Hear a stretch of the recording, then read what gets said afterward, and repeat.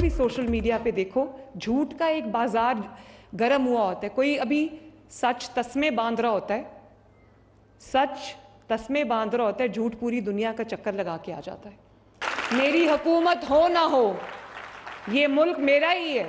ये नहीं कि मेरी हुकूमत है तो मुल्क बहुत अच्छा है, मेरी हुकूमत नहीं है तो बाहर निकलो और आग लगा दो और जला दो और सर फाड़ दो और पेट्रोल बॉम्ब चला दो। ये नहीं हो सकता।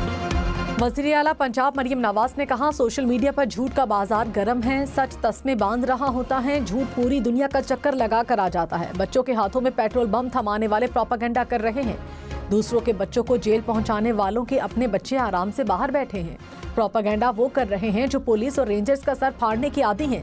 ऐसा नहीं हो सकता, मेरी हुकूमत नहीं तो आग लगा दो।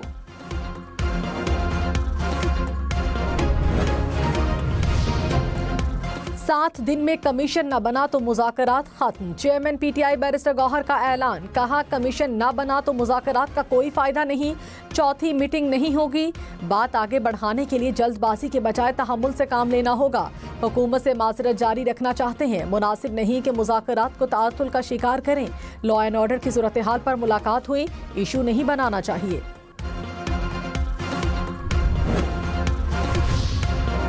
विफाकी हुकूमत का 9 मई पर जुडिशल कमीशन न बनाने का फैसला। ज़राए के मुताबिक हुकूमती मुज़ाकराती टीम ने पीटीआई मुतालबात के जवाब तैयार कर लिए। कहा, अदालत में जारी मुकदमात पर कमीशन नहीं बनता। पीटीआई 26 नवंबर को जाँ बहक, लापता और गिरफ्तार अफराद की फहरिस्तें दे। गिरफ्तार शुदगान के नाम और तफसीलात तक रिहाई के लिए इकदाम नहीं किया जा सकता। सेनेटर इरफान सदीकी ने कहा, हुकूमती कमेटी जवाब के हवाले से खबर बेबुनियाद है। हतमी जवाब तैयार करने में मजीद 1 हफ्ता लग सकता है। बानी पीटीआई के खिलाफ तोशाखाना 2 केस की समाअत 23 जनवरी तक मुलतवी। अडियाला जेल में केस की समाअत। बानी पीटीआई और बुशरा बीबी अदालत में पेश हुए। वकलाए सफाई की अदम हाजिरी पर जज का इजहार बरहमी। कहा, वकला आइंदा हर समाअत पर अपनी हाजिरी यकीनी बनाए। वज़ीर इत्तलात अता तारन ने कहा, सियासत हो या खेल के मैदान, हर जगह तलखियाँ खत्म होनी चाहिए। सियासत में रवादारी होनी चाहिए। 8 फरवरी को यौम तामीर व तरक्की मनाने का ऐलान। कहा, 8 फरवरी से नए दौर का आगाज हुआ। मईशत के हवाले से अच्छी खबरें आ रही हैं, महंगाई कम हो रही है। पाकिस्तान का सबसे बड़ा न्यू गवादर इंटरनेशनल एयरपोर्ट फाल हो गया। पहली कमर्शियल परवाज की न्यू गवादर एयरपोर्ट पर आमद। परवाज को लैंडिंग पर वाटर कैनन सलामी दी गई। परवाज 46 मुसाफिरों को लेकर कराची से गवादर पहुंची। मुसाफिरों को फूल पेश किए गए। वजीर दिफा ख्वाजा आसिफ ने कहा, एयरपोर्ट मईशत में तब्दीली का बाइस बनेगा। ये सिर्फ हवाई अड्डा नहीं, लामहदूद मवाक़े का दरवाजा है।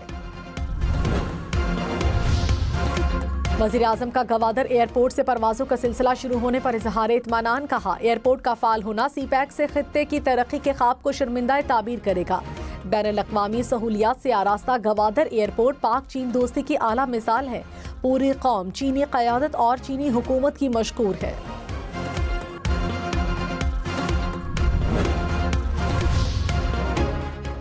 बेंचेस के इख्तियारात का केस मुकर्रर न होने पर एडिशनल रजिस्ट्रार सुप्रीम कोर्ट को शौकौज नोटिस। सुप्रीम कोर्ट ने ज़ाती हैसियत में तलब कर लिया। जस्टिस सैयद मंसूर अली शाह ने रिमार्क्स में कहा, जो मुकदमा मुकर्रर करने का हुक्म दिया वो क्यों नहीं लगा।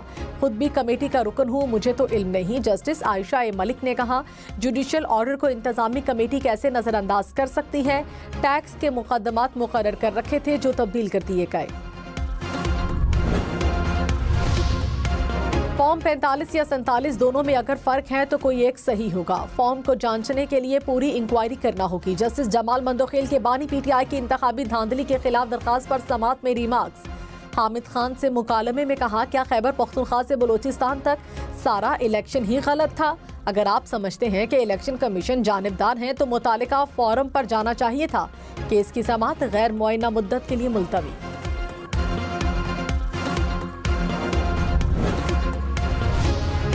इलेक्शन कमीशन को सियासी असरो रसूख या सियासी मुदाखलत का शिकार नहीं होना चाहिए। इलेक्शन कमीशन को जमहूरियत का गैर जानिबदार मुहाफिज रहना चाहिए।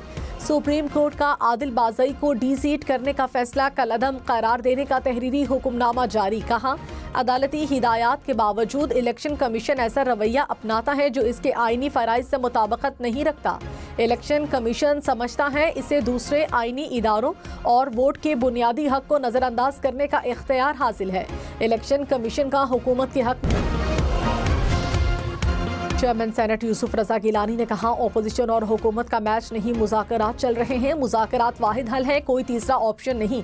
सेनेटर एजाज चौधरी के प्रोडक्शन ऑर्डर पर अमल नहीं हुआ। बताया गया कि हो सकता है कोई सिक्योरिटी वजह हो, दोबारा प्रोडक्शन ऑर्डर जारी कर दिए।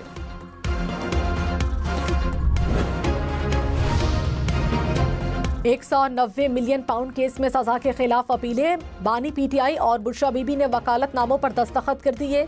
जेल हुक्काम ने कागजात पीटीआई के हवाले कर दिए। इस्लामाबाद हाई कोर्ट में 1 से 2 रोज में अपील दायर किए जाने का इम्कान।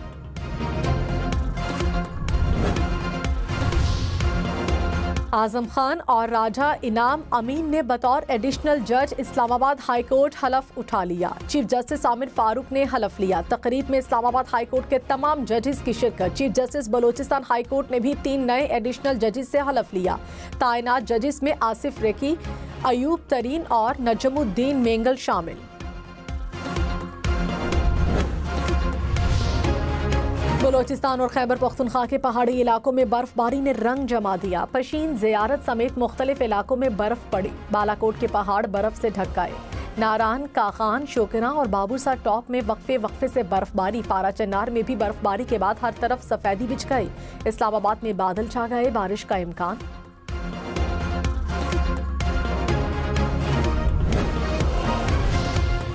वज़ीर-ए-आज़म शहबाज शरीफ ने कहा, हज की तैयारी में किसी किस्म की लापरवाही कबूल नहीं।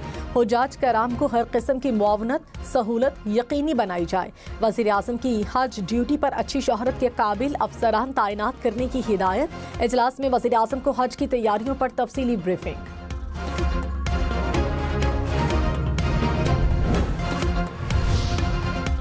साबिक सदर आरिफ अलवी की थाना वाकहंड के मुकदमे में हिफाजती जमानत मंजूर। सिंध हाई कोर्ट ने 30 रोज तक पुलिस को साबिक सदर की गिरफ्तारी से रोक दिया।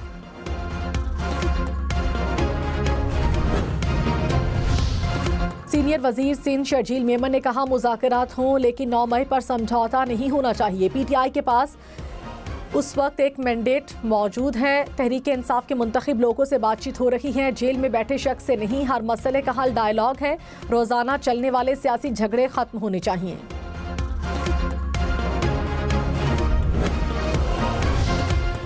मुशीर इत्तलात खैबर पख्तूनख्वा बैरिस्टर सैफ ने कहा, अल-कादिर ट्रस्ट केस का फैसला जाती अनात और बदनीयती पर मबनी है। दीगर जाली मुकदमात की तरह ये मुकदमा भी हाई कोर्ट में बेबुनियाद साबित होगा। हुकूमत के तमाम झूठे मुकदमात की हकीकत एक एक करके सामने आ रही है। कराची वालों के लिए परेशानी। धबेजी पंपिंग स्टेशन पर बिजली ब्रेकडाउन से पानी सप्लाई की 2 लाइनें फट गईं। बैक प्रेशर के बायस 72 इंच की 2 लाइनें मुतासर। कराची को 100 मिलियन गैलन पानी की सप्लाई बंद। के इलेक्ट्रिक के मुताबिक स्टेशन पर बिजली फराहमी बहाल कर दी गई।